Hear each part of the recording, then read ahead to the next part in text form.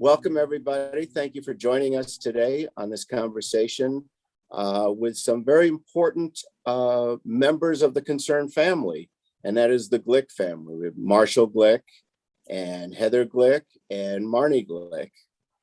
And I just wanted to start by maybe Marshall, you want to start a little bit and tell us about the history of the Glick family being involved with Concern Foundation. Well, my wife, Donna Shelly Glick, whom I always lovingly called Shelly, and her friends called Shelly, joined Concern Foundation before cancer had personally affected us, at least our immediate family group. And we were looking for a good cause to spend time with, and we thought Concern Foundation was the best prospect of any that we had considered. And over the years, that was one of our best decisions. Concern Foundation has been wonderful in every respect. And I remember that Shelley used to be particularly active in Concern Foundation, and she made friends immediately, and people gravitated toward her. And we became more and more involved in helping to set up the annual block parties for Concern Foundation. And I remember all the years when we volunteered to take everything down, when we were particularly on Rodeo Drive, and the street was a mess, and we would stay until all hours helping to clean up everything on the street. And we'd go home very tired, but with a feeling of very much having been rewarded with personal satisfaction for the involvement that we had in Concern Foundation. And then when Shelley, at the age of 50, was diagnosed with breast cancer, we became, I think, even more involved and motivated in Concern Foundation. I really shouldn't say more, because we were very heavily involved before her diagnosis occurred.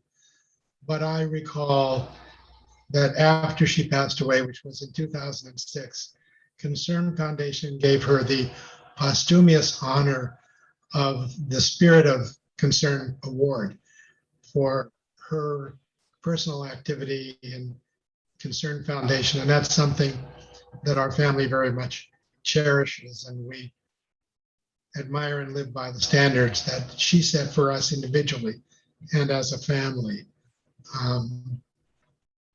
I don't know anyone who cared more or became more concerned with disabilities or illnesses or ailments or day-to-day problems of other people than Shelley did. She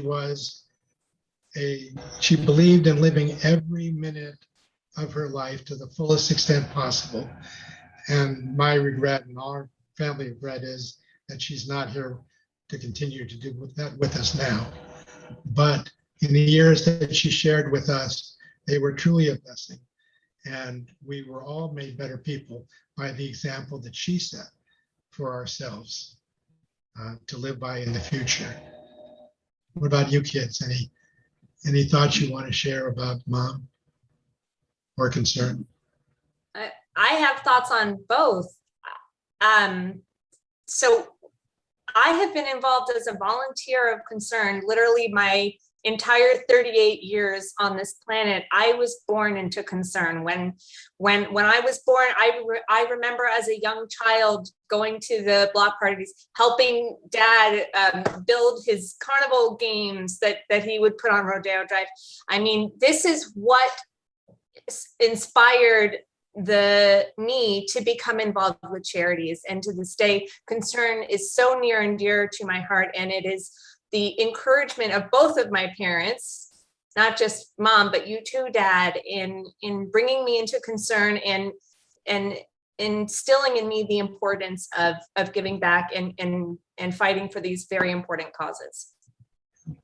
Yeah, I echo everything that Heather said. I remember as a young child, just knowing what day the block party was, knowing, okay, we're going to go, we're going to set up. And at the time it was on Rodeo Drive, and we had some close friends who I'm sure are still volunteers with Concern, and they live nearby. So we would set up all day, go to their house, change, go to the party, help break down. And as young kids, that was a long day for us, but it was the best day. And I felt so cool even going back to my friends at school being like, well, we were on Rodeo Drive at this party and we raised a bunch of money to help cure cancer. And everybody just thought, wow. And now as an adult, learning more about what makes Concern unique in that and how distinguishable it is from other cancer-driven nonprofits, it makes it my time with Concern even more important and valuable, knowing that so much of every dollar raised is going directly to research versus overhead costs or other things that are involved in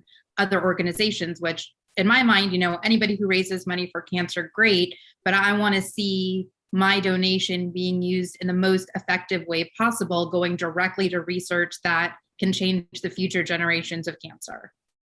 Right. Well, as Marshall said, your mom was so involved. And I mean, they were both, Marshall and your mom were involved, but your mother, I got the opportunity to get close with your mom and work side by side with her on Rodeo Drive. And from, the 6 o'clock in the morning of putting down the fire lane till after 12 o'clock at night when, we had to sweep the streets and wash them down and make sure the stores could open the next day. And she was a terrific volunteer. She was very passionate about the organization and the cause and the mission. And I think, as Heather and Marni, as you said, she was a role model, and unfortunately, cancer took her from all of us way too soon. And you guys were what, early 20s, late teens, early 20s can you tell us sort of, those emotions and what that was like and how you were able to deal with, that horrific tragedy in your life?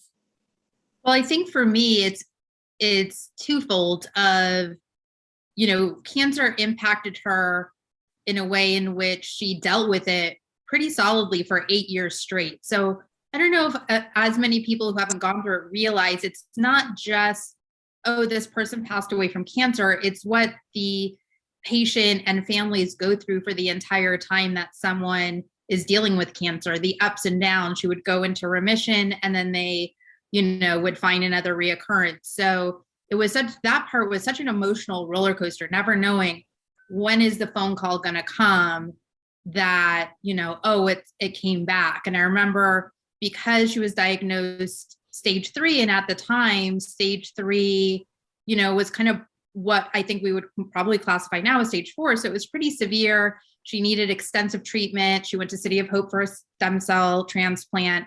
And so when she came out of remission from that, we really celebrated that. And she really, celebrated that as well, like really considered it a win. And it was, I think for all of us, kind of disheartening to see her go through the ups and downs of having reoccurrences. And then, to lose our mom at such a young age. I mean, Heather, younger than myself, I was almost 28 and just in a myriad of different transitions in my life. And, just thinking about the things that she missed, being able to not be at Heather's wedding or meet her grandchildren, at the time, I think actually I was in such shock, even though it had been such a long illness. I think for about 2 years, I just kind of went into autopilot. And it wasn't until I finally sort of stopped and turned inward towards my grief that I realized, really the magnitude, which sounds maybe even a little silly. Like, how could I not connect with that? But I think because for me personally, it had been such an up and down roller coaster the time that she was sick, I think my brain just needed that time to just decompress before tapping into the grief section of it, because in many ways, all of us experienced grief even before she had passed away. Yeah. Heather? Yeah, a lot. I totally agree with a lot that Marni said. When my mom passed away, I had just graduated from college. I took a year off, and then I decided to study for the bar exam, for the law school admissions exam, and apply to law school. And I was in that process when she passed away, and I had received my acceptance letter from the University of San Diego, and I was still waiting to hear on others. And she died before I made the decision of which law school I was going to go to. And so that was really hard for me that she didn't get to know that that's where I ended up, and ended up meeting my husband. And so, but I just threw myself into law school, and I was there in San Diego for 3 years. And one of the people that I met, one of my now really good friends, had just lost her dad a year before. And so we kind of bonded over that. And law school in itself, just having that group of friends and support, and taking my mind off of grieving for my mom, actually helped me get past it and get through it a lot easier. And so I am very grateful that I had that experience. I really didn't have a choice. I had to focus everything on getting through those 3 years of law school. And then I was fortunate enough, as I said, to meet my now husband while I was there. And for you, Marshall, it had to have been, difficult to be now a single father with 2 daughters in their 20s, and, with you were still practicing at the time, and, how I honestly don't know how you do it. Well, I subscribe to Shelley's philosophy, and she wrote the following that I'd like to read to you, and she lived by this up until the last few days of her life. What she wrote is as follows: I will get better. The chemo will kill the cancer. I can get through the treatments. I have a lot to live for. I can fight to get through this. I'm getting better every day. The treatments will get easier the better I get. I have the strength to handle this. I will go into complete remission. The nausea will go away. I will get my appetite back. I will get back to normal. Every day there is progress being made in cancer research, leading to a better, longer lasting, and easier tolerated treatments. Soon the day will come when cancer will only be a chronic, not a fatal disease. That's what she wrote 15 years ago. And that's the philosophy that I have tried to adopt in my life, of being optimistic, although I think my children would say I am pessimistic and not optimistic, but I believe in people, as did she, and I believe in the causes that she and I both work for. And certainly Concern Foundation is the most eminent and important of those that we have been personally involved in our lifetimes. Yeah, well, thank you, Marshall, for sharing that, because as you know, we've reprinted that many times in our tribute journals, because I think her words, resonate for a lot of people. And you're right, she was completely optimistic, and as you mentioned, she was one of the first people that went through stem cell treatment at City of Hope. She was, like a pioneer in where we are in advancing cancer today. Yeah. And it was really remarkable, and it was a long and arduous journey that you all went through, and we all went through as part of the extended family. But her legacy lives on clearly in the 3 of you, and Marshall, now Ellen, has joined on and become a volunteer as well, which is really important. And Heather's children will hopefully be volunteers with us as we go forward. And I say that sort of tongue in cheek, and hopefully that we won't need them to be volunteers, because we'll be out of business. But the reality is we're probably going to be here for a long time. And I know that aside from your mom's cancer, I know the cancer has continued to invade your family. And I don't know if you want to share anything about that, and how you're able to deal with that these days. Yeah, I think 2020 was such a, sorry, a siren. Okay. Was such a, that feels representative of what 2020 was like for all of us, right? Just chaotic, sirens, medical. But for Heather and I each, and I'll let Heather speak to her own story, our family was impacted in both of us in terms of cancer. I am fortunate enough to have great medical care, and because of my mom, I go very frequently for different types of checkups. I monitored very closely in every probably area of my body for cancer.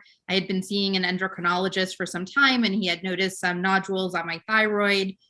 They eventually got big enough to where it warranted a biopsy, and it turned out to be very, very early, not even staged thyroid cancer. I was very fortunate to act on it quickly, had half of my thyroid removed. This was almost a year ago, so still less than a year ago. I'm feeling great. And it's because I'm pretty diligent with my health after seeing what my mom went through. I think, any type of screening that we need to get, body scans for skin cancer, all the different preventative MRIs and ultrasounds and mammograms for breast cancer, anything that I can do to stay on top of my health, I think, and for all of us as a society, it's so important. And I've heard so many stories from doctors about, the pandemic really impacting the cancer universe in terms of people not going for those regular checkups and now coming out on the other side with more advanced cancer. So I was very fortunate that I have a great medical team and I was able to take care of it, and knock on wood, I'm very healthy, and I'll let Heather speak to her story. Yeah, so after dealing with Marni's whole experience, in the late 2020, my dad told me that he had this dream that our mom had come to him and said, make sure that both girls are staying on top of their breast exams and tell Heather to get an MRI. And so when Dad, you told me about this dream, I hadn't even turned 38. I was 37 at the time. And I wasn't planning on getting any MRIs till I turned 40, because that's what my doctors had recommended for me. But I said, well, gee, if Mom's coming to Dad in a dream and telling him this, I better go do it. So I went and scheduled this MRI, which showed that I had these pre-cancer cells. And that led to me seeing an oncologist who said, well, what are your thoughts on having a preventative double mastectomy? And it was a no-brainer decision for me. I went forward with it. I had the mastectomy earlier this year. All is well now. Had my mom had that surgery at my age, she would still be here today.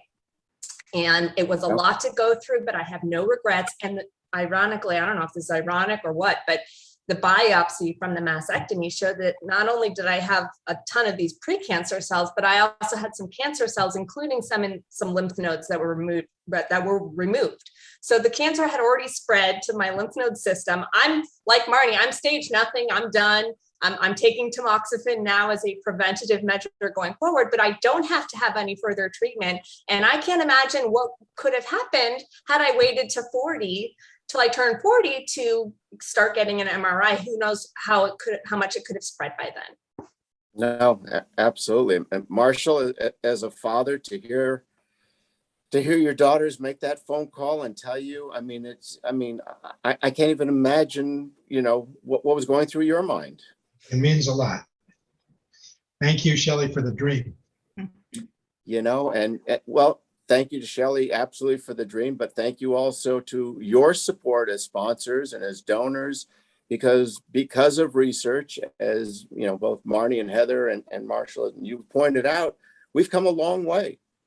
Preventative measures, early diagnosis, better treatment options. Tamoxifen, I don't think existed in when your mom was diagnosed with cancer. So we've come a long way, but a lot of that has to do with the support that you've given us. And Marni, I know that you have quietly given a lot of money over the years to Concern Foundation through your business, taking things personally. And, will you share a little bit about that? Yeah, taking things personally was actually my mom's business. It was a side business for stationery invitations. When she ran it, I don't even think she charged retail pricing for any of her friends. She just sort of became interested in paper and products, and she was an audiologist by trade and loved that with all of her heart. She had such a passion for it. She loved to see the expression on people's faces when they could hear again. It just meant so much to her. But she also had the side business. She just loved invitations, and she passed away a month before I graduated with my MBA.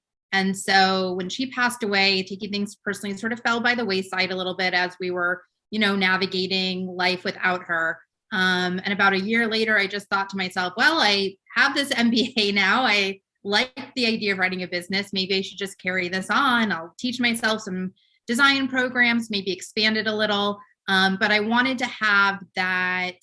I wanted to have something sort of cancer related be tied into it. I couldn't imagine running this without an altruistic side to it, because that's not who she was. Everything was for the greater good, to help someone else out. So I knew at the very onset of it that a portion of each sale would be donated to Concern. And every year, now it's literally December 31st at 5:00 when I think about it. But every year I have not missed a year since I think about 2007. I've made donations to Concern on behalf of taking things personally. Yeah. Well, it's interesting, Marni, in all these years, I never knew that was your mother's business. Oh, really? I didn't know that you picked that up. And actually, I think we got to go back to our website and rewrite that story, because I think that's important. I'm not sure how many people actually knew that. I thought that's just something that you decided to do. Yeah. So. Yeah, no, it was her business. The pieces were there. I kind of just expanded on it. And now there's different manufacturers that I work with, and I do a lot of the design work myself. And I think she would have really liked where I took this. I think she would have liked that it's carrying on. And I know she would have loved that a portion goes to Concern Foundation. Oh, no, absolutely. It's really, it's a beautiful thing. And, we really appreciate that. And, Heather, you've referred clients to us over the years, and people that have made donations because of you, and some of the networking organizations that you're on the board of and involved with. You speak about Concern all the time. And Marshall has been a consultant, and I get emails or calls about, different tax things that we should be doing. And are we looking into this, that, and the other? So, as volunteers and as, part of our extended family, you guys have really played an important role in the growth and the history of Concern Foundation. And, we're just honored to have you as part of our family, and, having. And the having honor is ours. I had the word Absolutely. honored in my mind when you said that. That is how I feel to be a part of Concern. Very Well, much. we're only as good at an organization as the people that we're associated with, that have gravitated towards what we're doing and believe in our mission, and have, followed the beliefs of our researchers and the science and the mission of the founders 53 years ago. And you guys came on board, and Marshall, you and Donna were not founders, but you joined in early on in the rodeo days. I mean, you came on about 1980, 79 or 81, 82, something like that. I don't remember the year we started, but we've been around the block many times. Yeah. No pun intended. To say the least. But we're honored to have you part of our family. It's really important to us. And you represent the second and third generation of Concern Foundation, and Heather, your kids will be the fourth generation, like my grandchildren will be. And we keep doing what we need to do so that the next person that gets that diagnosis, it won't be a fatal condition. There'll be a place for them to go where they can be treated aggressively and properly, and cancer can be put under control. And that's the key. That's what we're all about. I think you hit an important spot, at least for me, in terms of one thing that Concern has helped me do is when I was given my own cancer diagnosis, it sort of destigmatized it for me. I think we're so scared of the word cancer, and rightfully so, but because of medical advancements, and because I've seen firsthand, I've sat at one of the scientific review committees, even though I didn't understand a word that was said, but really saw from the researcher side, and was fortunate enough to go visit that lab at USC. And so to see it sort of firsthand and know, okay, where we were in the fight against cancer and where we are, of course, still so many places to go. But I think it just helped to destigmatize the word for me, so that cancer didn't equal death or and I think that's something that's so important. Of course, everybody is terrified of the word, but I think because of organizations specifically concerned where so much of the money raised goes directly to research, and research is being done on such a broad and micro and macro level, that cancer has a different meaning now. Absolutely. And, and not only your work with Concern though, Marni, but also your work with the Beauty Buzz Foundation. Yeah. Who, who, as you know, we've joined in a partnership for cancer patients and caregivers, because that too is important. It's not just about the research, and it's not just about the patients. And your family has learned firsthand that when cancer, strikes a patient, the whole family is involved from top to bottom. And, your involvement said earlier is it's heartwarming to know that there are people out there that care enough to give back, to be involved, to think about this organization on a regular basis. And so I really, on behalf of all of us at Concern, we really appreciate the Glick family's involvement with us and everything that you guys have been able to do over so many years. I'm just in it for the food. I mean, when are we going to get back to the in-person block party? Well, Heather, if the majority of the world would follow science and do the right thing, and I don't want to get political, but if they would do the right thing, our hope is to be back with an in-person block party and lots of food next July. But in the meantime, we're going to continue to raise money. We're going to continue to do what we need to do, so that we've never, in the history of the organization, have ever turned down a research project for lack of funding. And that's pretty remarkable from any organization. That's something that I'm proud of, and I think our volunteers and our supporters are also proud of that fact. Yeah. And that's the thing that's the most connecting for me, is just being able, again, like being part of the scientific review committee, just seeing it so upfront and personal, the research that's being done. Even if I have no idea, what one word in the research proposal is, it's such a more direct correlation than, which still important work, but just donating to a general cancer organization and really not knowing where that money's going. I want to know that researchers in thyroid cancer, breast cancer, skin cancer, all the major cancers, especially the ones that have affected our family, are being researched on. And I know that with Concern, it's not a doubt in my mind of, okay, I'm reading this, I'm going to have to trust these people. I know for a fact this is where this money goes. Yeah, well, it was wonderful when you joined us at USC and met with Troy. That was great. And I think it was something, your mother has actually talked about, is, being able to shake hands with your money. You got to meet the researcher that we're funding. You didn't just look on, a laboratory bench and see a microscope and said, hey, Concern paid for that microscope. Right. It's not the same as paying somebody's salary to, use their mind to help us, conquer this dreaded disease. And just seeing the equipment in his lab, the DNA sequencers, meeting him, who probably is one of the smartest people I may have ever met in my life. I mean, but you wouldn't know it. He's so unassuming, but the work that he's doing in his lab, so groundbreaking. And I remember specifically, and correct me if I'm wrong, that he works with sarcomas or in that field, which I know is under researched. Many of the young adult cancers are.